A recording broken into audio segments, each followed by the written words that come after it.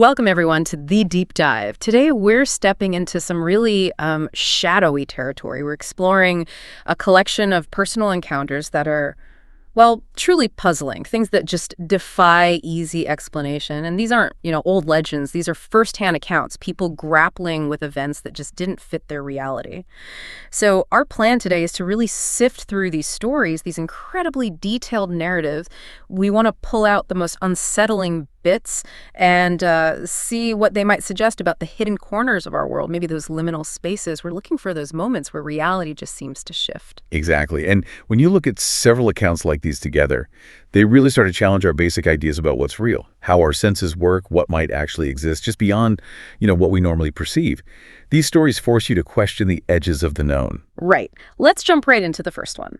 It starts in a place that sounds honestly idyllic. A country home, animals, very rural. Just a perfect spot for a kid who loves being outdoors. This is where the narrator lived, and back in 2007, her baby brother, Jake, was born. Everything seemed totally normal for a few years, but then around mid-2010, Jake, just a toddler then, starts doing something odd.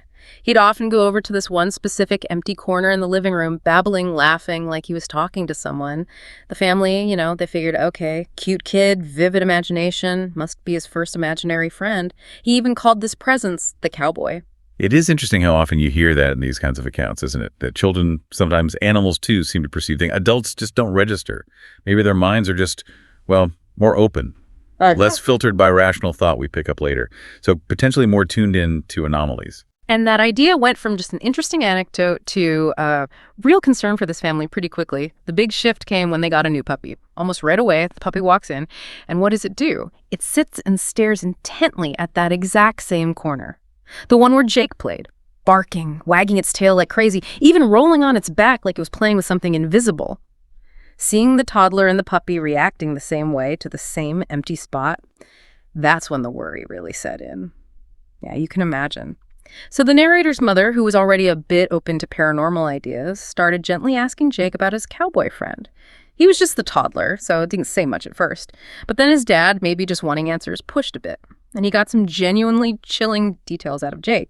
Jake, just matter of fact, like only a kid can be, says, "The cowboy used to live here before us." He described him wearing a gray shirt, and then, this is the part that gets me, it points to his own arm, then his head, and says the cowboy had 2 shots here and here. Wow. That level of specific detail. Right, and it didn't stop there. Jake added this whole personality layer. He said, "He doesn't like you, Daddy," said the cowboy. "Stays far away on the porch when you're here." And maybe the most unnerving part, just stated plainly, he's mad we live on his farm. That clarity, those details from such a young child, it must have been incredibly unsettling. It really is remarkable. It's not just the interaction, it's the information. Especially the 2 shots detail. In anomalous studies, that points more towards what some might call an intelligent entity, not just a residual energy.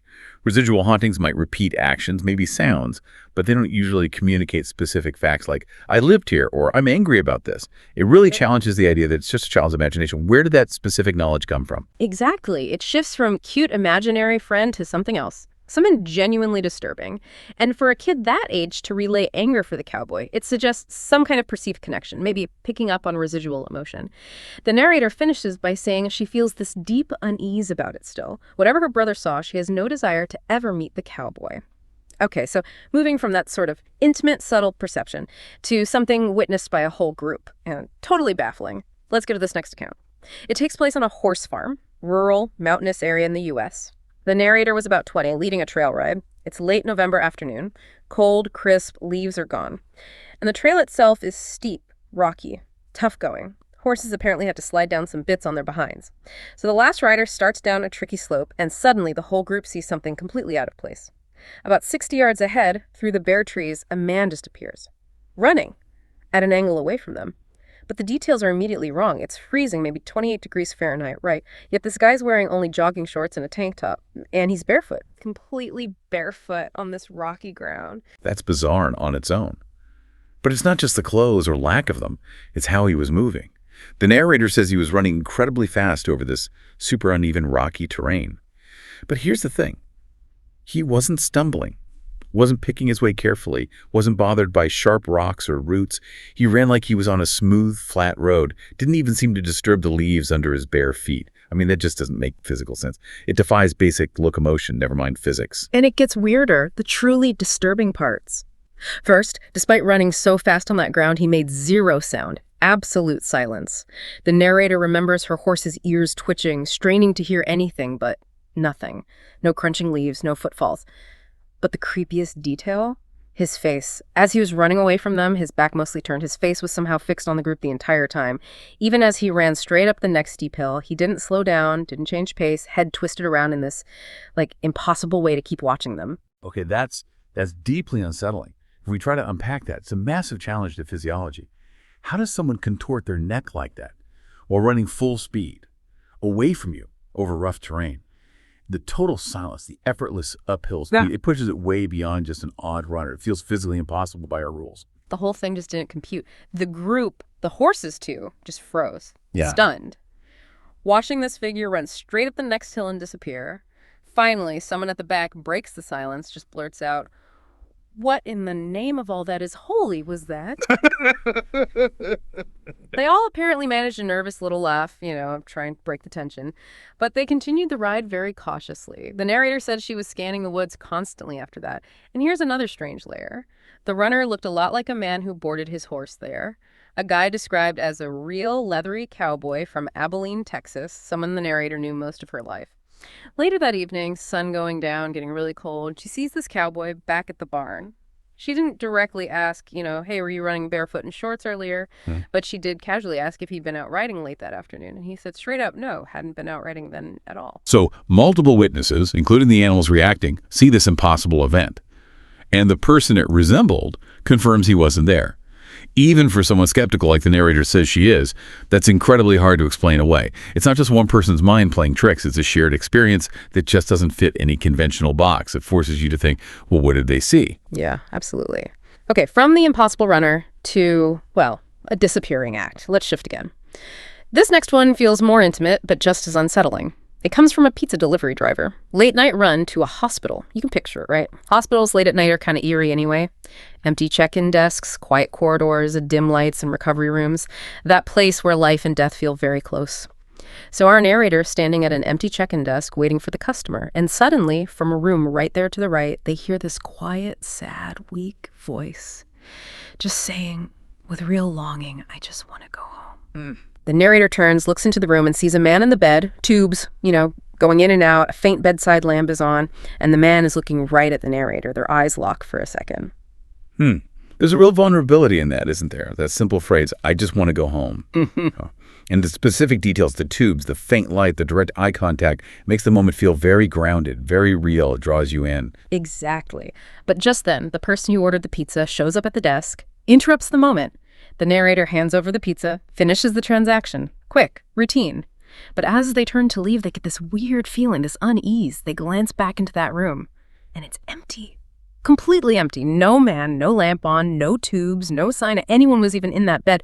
The whole interaction just evaporated. The narrator, trying to make sense of it, even checked other rooms nearby, pretending they forgot the way out. All empty, all silent. Wow. That immediate vanishing right after such a clear, vivid interaction that creates serious cognitive dissonance. It wasn't a shadow or maybe I saw something. It was a voice, eye contact, specific details. Then, nothing. The brain just struggles to reconcile those two states. Vivid presence followed by absolute absence leaves you wondering what actually happened. Was that interaction real in our usual sense? Right. It's baffling. And sticking with that theme of seeing something vivid that maybe shouldn't be there, let's look at another one. This might be even more jarring because it's so, everyday, mundane almost. Happened about 2.5 years before the narrator shared it. They'd gone through a tough breakup, moved back to their childhood home. It was the house their grandmother had lived in before she died, though she didn't actually pass away in the house. So one normal day, narrator pulls into the driveway. An old neighbor, someone still living nearby, pulls up in her truck. They chat, catch up, usual neighborly stuff. And the narrator sees the neighbor's dad, Mr. Tom, sitting in the passenger seat, quietly. So the narrator just gives a friendly acknowledgement, hey, how are you guys doing? Something like that. Mr. Tom doesn't say much, just kind of nods. But the narrator clearly remembers thinking he looked pretty good, actually. Better than they recalled. The neighbor apparently paused for a beat, maybe a strange look, but then answered, and they chatted a bit more. Narrator waved goodbye to both as they drove off. Totally normal. And that's the key, isn't it? The absolute sheer normalcy of it. It's a familiar face, a casual greeting, no reason to expect anything weird. Which, of course, makes what comes next utterly shocking. It completely pulls the rug out from under your sense of reality. Exactly. Later that same evening, the narrator calls their mom, just casually mentions seeing the old neighbors, says something like, "Yeah, I saw them earlier. Mr. Tom didn't say much, but he looked good." And then silence on the phone line. Her mom pauses, this heavy pause, before dropping the bombshell. Mr. Tom's been dead for 2 years now. Oof, that hits hard. And it raises huge questions about perception, memory, reality itself. Seeing someone you knew well whose face is unforgettable long after they're gone, it forces you to completely reevaluate what you saw. It wasn't some vague shape. It was a specific person, broad daylight, normal interaction. Some might call that a type of crisis apparition or maybe a veridical apparition, seeing someone near or after their time of death. The dissonance is profound. Definitely. Okay, let's wrap up with one more, and this one is, well, it's maybe the most personally terrifying. A childhood memory. The narrator says this happened when they were really young, maybe 2 or 3 years old. Their bedroom was at the back of the house, facing an alley. No fence, and weirdly, no blinds on the window, just sheer curtains, not much privacy. So it's super early one morning, like 4:00 a.m. maybe. The child is awake, playing quietly in their room, lights on. The house is dark and silent. They remember hearing a soft, steady knock at the window, and they looked. What they saw was terrifying. A figure that looked like the witch from The Wizard of Oz, described vividly as having a green face, staring in from outside the open window. It was summer, no air conditioning, so the window was open for cool air. You know, a child's mind processes fear and images differently. It can be hard at that age to sort dream from reality, imagination from perception. But the vividness, the specific pop culture detail, and crucially, the lasting trauma, it suggests something more impactful than just a bad dream. An intensely frightening memory like that formed so early can absolutely stick with someone for life, affecting their sense of safety. But here's the part that makes it even more disturbing than just a scary visual. The figure, this witch, somehow knew the child's name, and it spoke. Gave a direct, chilling warning. You better be a good girl or I'll come back for you. Understandably, the child was completely terrified.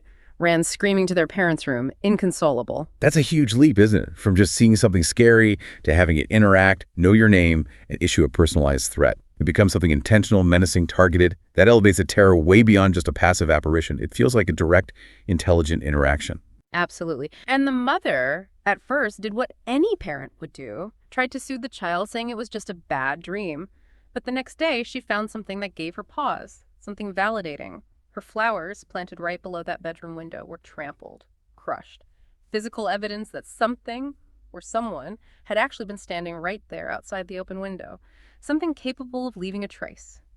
The narrator says that a whole incident has never left them. That deep fear of being watched through a window persists even now. So we've covered quite a range today, haven't we? From kids and pets picking up on things adults miss, to groups of people seeing things that just shouldn't be possible according to physics as we know it, and these really personal, lingering mysteries. Encounters that defy logic and just stay with people, making them question what's real. Yeah, and what seems to connect these diverse stories is the suggestion that maybe reality is, well, more complex than we usually think.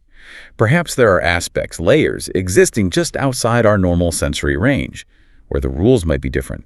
These experiences feel like brief, unsettling peeks behind that curtain, hinting at something we can't quite grasp yet. Which leads us to a final thought for you, listening right now. Have you ever experienced something, maybe dismissed it at the time, that looking back feels unexplainable? What unseen things might be lingering just at the edge of our perception, maybe waiting for a moment to step into view? It's worth keeping an open mind about the possibilities of the unknown. Thank you for joining us on this deep dive.